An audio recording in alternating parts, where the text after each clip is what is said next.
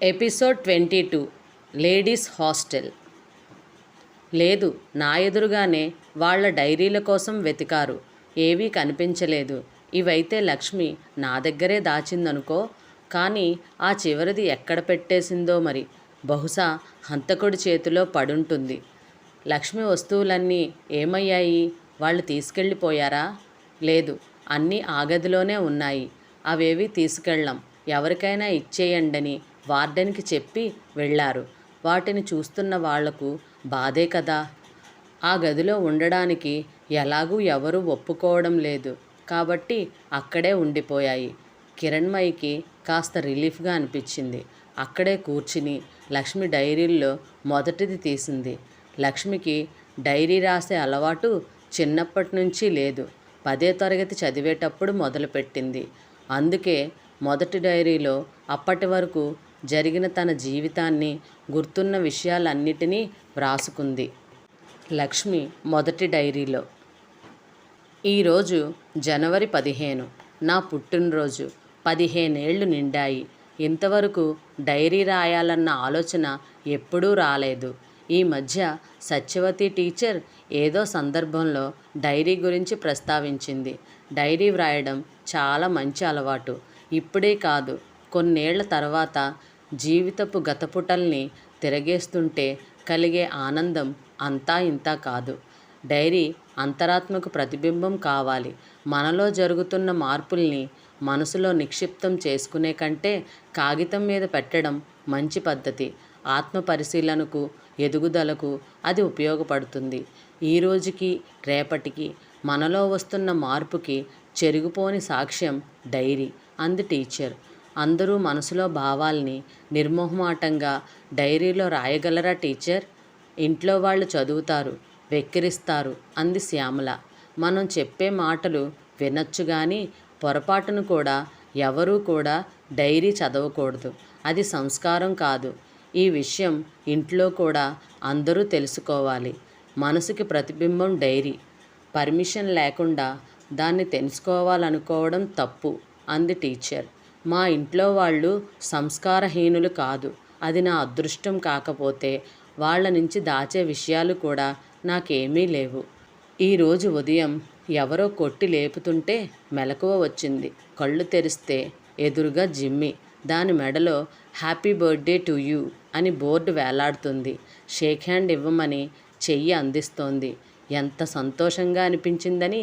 భరత్కి ఇలాంటి ఐడియాలు వస్తుంటాయి.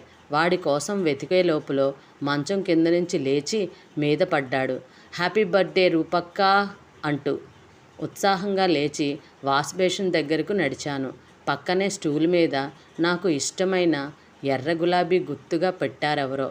పక్కనే నా బ్రష్ మీద పేస్ట్ వేసి రెడీగా ఉంది. ఇది మా సౌందర్య పనే. బ్రష్ తీసుకుని నోట్లో పెట్టుకోబోతూ ఆగిపోయాను. అద్దం మీద పేస్టుతో హ్యాపీ బర్త్డే టు యూ అని వ్రాసుంది. తడిగుడ్డతో గబగబా తుడిచేశాను. నాన్నగారు చూస్తే దాన్ని కోప్పడతారు. నా పుట్టినరోజున అది తిట్లు తిన్నా అందరికీ బాధే. ఆయన అలా తిట్టే మనిషి కూడా కాదు కానీ వేస్ట్ చేసిందని బాధపడతారేమో. అక్క అక్క ఒకసారి వాకిట్లోకి వచ్చి చూడు, భరత్ వచ్చి చెప్పాడు. బ్రష్ నోట్లో పెట్టుకునే వెళ్ళాను. అక్క రంగురంగుల రంగవల్లులు అద్దింది. ముగ్గు చుట్టూ happy birthday to you dear sister అని అందంగా రాస్తోంది. అది అక్షరాల్లా కనిపించడం లేదు, పూలమాలలా కనిపిస్తుంది. థ్యాంక్స్ అక్క అన్నాను. చిన్నగా నవ్వింది. అక్క నవ్వితే ఎంత బాగుంటుందో. వసంతం విరిసినట్లే ఉంటుంది. దాని పేరే వసంతలక్ష్మి. అందరూ ఎంత అందంగా శుభాకాంక్షలు అందజేశారు. ఈ ఇంటిలో నేను మనసులో దాచుకునే విషయాలు ఏముంటాయి? అమ్మ నూనె రాసి తలంటు పోసింది. కొత్త బట్టలు కట్టుకుని కాళ్లకు నమస్కరించాను. 15 ఏళ్ల దానివయ్యావు అంటే పెద్దరికం వస్తుందన్నమాట. ఏ పనైనా ఆలోచించి చెయ్యాలిక అంది. కాఫీ కప్పు ఇచ్చింది. నాన్నగారికి స్వయంగా తీసుకెళ్ళి ఇచ్చాను. కాళ్లకు దండం పెడుతుంటే ఆయనైతే ఏమీ అనలేదు. కానీ తల మీద వేసిన చెయ్యి ఆశీర్వదిస్తున్నట్లుగా ఉంది. ఆయన ఎక్కువ మాట్లాడరు కానీ ఆ ఆప్యాయత, ఆత్మీయత ప్రతిక్షణం మాకు తెలుస్తుంటాయి. ఎప్పుడూ కొత్త బట్టలు కుట్టించం. అమ్మ స్వీట్లు చేయడం జరుగుతోంది. ఇప్పుడు 15 ఏళ్ళొచ్చాయి. ఈ చిన్న బహుమతి తీసుకోమ్మా అంటూ ప్యాకెట్ అందించారు. పైన రంగు కాగితం తీశాను. అందమైన లెదర్ బౌండ్ డైరీ, మరో పుస్తకం ఉన్నాయి. నిన్నటి రోజు టీచర్ చెప్పిన విషయాలన్నీ అలవాటు ప్రకారం రాత్రి భోజనాల దగ్గర వాగేశాను. అది గుర్తుపెట్టుకుని ఇచ్చారనుకుంటాను. నీ పుట్టినరోజు కంటే మంచి రోజు ఏముంటుంది? ఈరోజే డైరీ రాయడం మొదలుపెట్టు. ఆ పుస్తకం కూడా చాలా మంచి పుస్తకం అంటూ డైరీతో పాటు మరో పుస్తకం కూడా ఇచ్చారు. దీని పేరు డైరీ ఆఫ్ యాన్ ఫ్రాంక్. రెండవ ప్రపంచ యుద్ధ కాలంలో నాజీ సైనికుల బారిన పడకుండా ఒక రహస్య గృహంలో గడిపిన యూదు కుటుంబం అది. నీ వయసు కూడా లేని ఆ అమ్మాయి 3 ఏళ్ల పాటు తను గడిపిన ఆ రహస్య జీవితాన్ని, తనలో జరుగుతున్న మార్పుల్ని ఎంత బాగా వ్రాసిందో ఆ డైరీలో. అది ప్రపంచ ప్రఖ్యాత పుస్తకంగా మారింది. నీ వయసు అమ్మాయిలంతా చదవాల్సిన పుస్తకం అన్నారు నాన్న. ఊరి నుంచి నానమ్మ, తాతయ్య వచ్చారు. పిన్ని నా కోసం సున్నుండలు స్పెషల్గా పంపింది. బాబాయి బట్టలు పంపారు. వాళ్ళు అంత దూరం నుంచి వస్తారనుకోలేదు. నా పుట్టినరోజు ఇందరు గుర్తుపెట్టుకున్నారంటే ఎంతో గర్వంగానూ సంతోషంగానూ ఉంది. చాలామంది ఇళ్లలో ఇలా జరగదనుకుంటా. I'm very happy. మొదటి రోజు రాసిన డైరీ చదవమంటే నాన్నగారు చదవలేదు.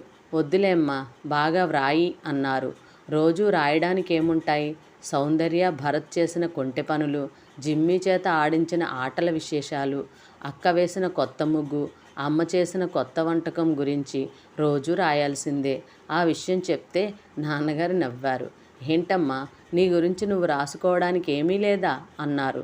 నా గురించి నేను రాసుకునే విశేషాలు రోజూ ఏముంటాయి? 15 ఏళ్ల పాటు డైరీ వ్రాయలేదుగా. ఆ విశేషాలన్నీ నీకు గుర్తున్నట్లుగా వ్రాసుకోవచ్చుగా అన్నారు. నిజమే, రేపే మొదలు పెట్టాలి. నేను జనవరి 15న పుట్టాను.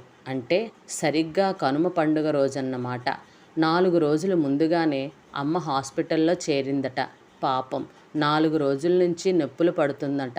దానికంటే ముఖ్యంగా పండగ రోజున ఇంట్లో లేకపోయానే అని బాధపడిపోయిందట. అప్పుడు బాబాయి, పిన్ని, నాన్నమ్మ, తాతయ్య అందరం మా ఊళ్ళోనే ఉండేవాళ్ళం కాబట్టి ఎవరికీ ఇబ్బంది కలగలేదు. నాన్నగారు ఉద్యోగరీత్యా బదిలీ అయ్యే వరకు అందరూ ఉమ్మడి కుటుంబంలోనే ఉన్నారు. పిన్ని, బాబాయి మాతో ఎంతో ఆత్మీయంగా ఉంటారో. అమ్మ, పిన్ని సొంత అక్క చెల్లెళ్ళ కంటే అభిమానంగా ఉంటారు. మా కుటుంబాన్ని చూస్తే ఊళ్ళో అందరికీ ముచ్చట. అత్తయ్యలిద్దరూ ఊరు నుంచి వచ్చారంటే మాకు పండగే. నాకు బాగా గుర్తు. అమ్మ, నాన్న, నేను నెలల పాప చెల్లాయిని తీసుకుని తాతయ్య గారింటికి వెళ్ళాం. మా ఊరు వెళ్ళాలంటే గూడుబండిలో వెళ్ళాలి, ఒంటెద్దు బండి. చిన్నప్పుడు ప్రతి వేసవిలోనూ ఇది నాకు అనుభవమే. నాకంటే నాకు కాదనుకో, మా అమ్మలో చూశాను. ఊరు దగ్గరవుతున్న కొద్దీ, ఇల్లు దగ్గరవుతున్న కొద్దీ మా అమ్మ వస్తున్న నవ్వుల్ని దాచుకోలేక ఎంత సతమతమయ్యేదో. ఇక మేం మా నాన్నతో చేరి అమ్మ ఎలా నవ్వుకుంటుందో, వాళ్ళ అమ్మ దగ్గరికి వెళ్తుంది అని నేనంటే అవునవును నిజమే అని నాన్న వంత పాడేవారు. పాపాయిని చంకనేసుకుని గూడిబండిలోంచి పిట్ట మీదకు దిగుతున్న తమ ఊరి ఆడబొడుచుని చూడడానికి వీధి వీధంతా గుమ్మాల్ని కళ్ళు చేసుకునేది. ముందు దిష్టి తీసి తర్వాత లోపలికి రానిచ్చేది అమ్మమ్మ. పుట్టింటి గడపలోకి అడుగుపెట్టిన అమ్మ కళ్ళు వింత ఆనందంతో మెరిసేవి. పాపాయిని అమ్మమ్మ చేతికి అందించి నెమ్మదిగా పెరట్లోకి చేరేది. చెట్లన్నిటినీ పేరు పేరున పలకరించేది. 16 ఏళ్ల సావాసం కదా. పెరట్లో గన్నేరు చెట్టు పక్క నూతిలోంచి నీళ్లు తోడుకుని కాళ్ళు కడుక్కుంటూ ఉంటే పైనుంచి గన్నేరాకులు వచ్చావా సీతమ్మ అన్నట్టు పూల బాసలాడేవి అనుకుంటా. అక్క ఉగాది రోజు పుట్టింది. దాని పేరు వసంతలక్ష్మి అని పెట్టారు. నాన్నగారికి నన్ను బాగా చదివించాలని కోరిక. దీనికి బలం లేదు గాని తెలివితేటలు అమోఘం అంటారు. స్కూల్లో వేసినప్పుడు మిగతా పిల్లల్లా నేను ఏడవలేదట. సరాసరి టీచర్ దగ్గరికి వెళ్ళి కబుర్లు చెప్పానట. నాన్నగారు ఇప్పటికీ చెప్పి నవ్వుతారు. నాకు ఆటల్లో పాల్గొనే శక్తి లేదు. డ్రాయింగ్ బాగా వేస్తున్నానని బాబాయ్ సెలవుల్లో బొమ్మలు వేయడం నేర్పించాడు. అదే బాగా ఇంప్రూవ్ చేసుకోవాలి. మొదట వేసిన బొమ్మ అమ్మ. అమ్మ దాచుకుంది దాన్ని. అమ్మకు నేనిచ్చిన కానుక అదొక్కటే. తమ్ముడికి క్రికెట్ అంటే ప్రాణం. నాన్నగారు మా అందరికీ ఒక్కో ఫైల్ తయారు చేశారు. బర్త్ సర్టిఫికెట్ల నుంచి మా రిపోర్ట్లు వగైరాలన్నీ ఉంటాయి అందులో. ఏ జ్వరానికి ఏ మందు బాగా పనిచేసింది కూడా రాసి పెడతారు. అది చూస్తుంటే మాకు ఒక చరిత్ర ఉన్నట్లు అనిపిస్తుంది. అప్పుడప్పుడు సరదాగా తెరిచి కంపేర్ చేసుకుంటుంటాం. నా దాంట్లో స్కూలు సర్టిఫికెట్లతో పాటు మెడికల్ రిపోర్ట్లు ఎక్కువగా కనిపిస్తాయి. అక్క ఫైలే పాపం బాగా చిక్కిపోయి ఉంటుంది. నేను 3వ క్లాస్ చదువుతున్నప్పుడు అనుకుంటాను జబ్బు చేసింది, చికెన్ ఫాక్స్. అప్పుడు అమ్మతో పాటు నాన్నగారు కూడా రాత్రంతా మేలుకొని కూర్చునేవారు. పగలంతా ఆఫీసులో పనిచేసి వచ్చినా రాత్రి అసలు పడుకునేవారే కాదు. ఒకసారి నాకు బాగా గుర్తుంది. అర్ధరాత్రప్పుడు మెలకువ వచ్చింది. బాగా దాహంగా ఉంది. నాన్నగారు నన్నే చూస్తున్నారు కాబోలు. ఏంటమ్మా అన్నారు. నిద్రపోలేదా నాన్న అన్నాను. నీకిలా ఉంటే నాకు నిద్ర ఎలా పడుతుందమ్మా అన్నారు. ఆయన కళ్ళలో నీళ్లు తిరిగాయి. అది ఎప్పటికీ మరిచిపోలేని దృశ్యం. అలాంటి తండ్రికి నేను బిడ్డగా పుట్టడం నా అదృష్టం, చేసుకున్న పుణ్యం అనిపిస్తాయి. 15 ఏళ్ల గత జీవితాన్ని పరిశీలించుకుంటుంటే నన్ను బాగా కదిలించిన విషయం ఒకటుంది. ఇన్నేళ్లలో నన్నే కాదు, మా పిల్లల్లో ఎవరిని అమ్మ కానీ నాన్నగారు కానీ కొట్టిన సంఘటన అసలు లేదు. ఇది సంభవమేనా? ఆలోచిస్తే అది యథార్థం. అందరి పిల్లల్లా మేము అల్లరి చేసి తల్లిదండ్రుల్ని విసిగించలేదా? విసిగించే ఉంటాం. అయినా ఎన్నడూ ఒక్క దెబ్బ కూడా వెయ్యలేదు. ప్రేమ తప్ప మా మీద విసుగు చూపించలేదు. మా వల్ల తప్పు జరిగినా కూర్చోబెట్టి సామరస్యంగా వివరించేవారు, మంచిగా చెప్పేవారు. వాళ్లలో మంచితనమే బహుశా మమ్మల్ని ఏ తప్పు చెయ్యనివ్వలేదేమో.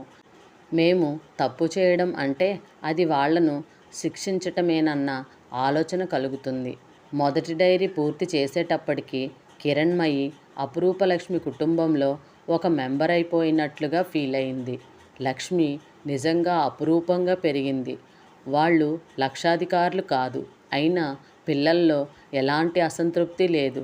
డబ్బు మీద, నగల మీద వ్యామోహం లేదు. అసలు అలాంటి విషయాలకే ఆమె ప్రాముఖ్యతనివ్వలేదు.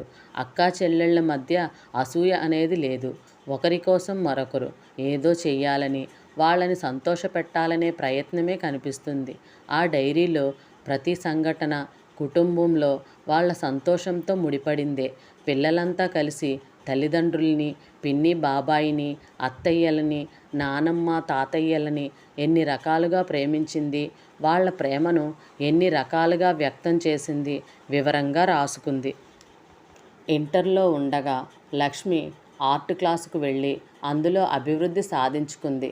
క్రికెట్ పట్ల కూడా జ్ఞానాన్ని బాగా పెంచుకుంది. తను తయారు చేసిన స్క్రాప్ బుక్ గురించి వ్రాసుకుంది. అది తమ్ముడి పుట్టినరోజుకి బహుమతిగా ఇస్తే ఎంత పొంగిపోయాడో వివరించింది. కిరణ్మయి ఒక విషయం స్పష్టంగా గమనించింది. అపురూపలక్ష్మి క్రికెటర్ల గురించి, సినిమా యాక్టర్ల గురించి ఎంత వ్రాసుకున్నా వాళ్లలో ఆర్ట్ గురించి గొప్పగా వ్రాసుకుందే తప్ప ఎక్కడా వాళ్ళ వ్యక్తిగత విషయాల గురించి ఏమీ వ్రాయలేదు. ఫలానా డ్రెస్లో స్మార్ట్గా ఉన్నాడనో, ఫలానా పోజులో అందంగా కనిపించాడని కూడా ఎక్కడా కనిపించలేదు. ఆమె వాళ్ళని ఆ దృష్టితో చూడలేదన్నది గమనార్హం. కిరణ్మయి డైరీ మూసేసి ఆలోచనలో పడింది. తన కుటుంబానికి, లక్ష్మి ఫ్యామిలీకి ఎంత తేడా! రక్త సంబంధం తప్ప తమ మధ్య ఎలాంటి బంధమూ పెరగలేదు. మమతానురాగాలతో పెరిగిన పొదరిల్లు వాలిది. తండ్రి తననెన్నడూ సినిమాకు, షికారుకు తీసుకెళ్లలేదు. లక్ష్మి మొదట చూసిన సినిమా మాయాబజార్ అని వాళ్ళ నాన్న ఆమె చరిత్ర ఫైల్లో రాశాడట. చిన్నప్పుడు చూసి ఆనందించడానికి, పెద్దయ్యాక మళ్ళీ చూసి అర్థం చేసుకుని ఆనందించడానికి తేడా వివరించి వ్రాసుకుంది లక్ష్మి. ఎంతమంది తల్లిదండ్రులకి ఆ ఆలోచన ఉంటుంది? అంతటి ఆత్మీయతా బంధంలో చిక్కుకున్న ఆ కుటుంబంలో లక్ష్మి మరణం ఎంతటి తుఫాను రేకెత్తి ఉంటుంది? లక్ష్మి ఇక మా మధ్య లేదు అన్న ఆలోచన ఎంతటి అశాంతిని కలిగించి ఉంటుంది? ఏ పండగ వచ్చినా, ఏ సందర్భంలోనైనా తమ మధ్య లేని ఆ అమ్మాయి గురించి తలుచుకుని వాళ్ళు ఎంత దుఃఖిస్తూ ఉంటారో, ఎంత కుమిలి కుమిలి ఏడుస్తున్నారో కదా. ఎంత దురవస్థ అది. ఆ పరిస్థితి నుంచి తేరుకుని వాళ్ళు మామూలు మనుషులవ్వడం సాధ్యమేనా? తలుచుకుంటేనే కిరణ్మయికి బాధగా అనిపించింది.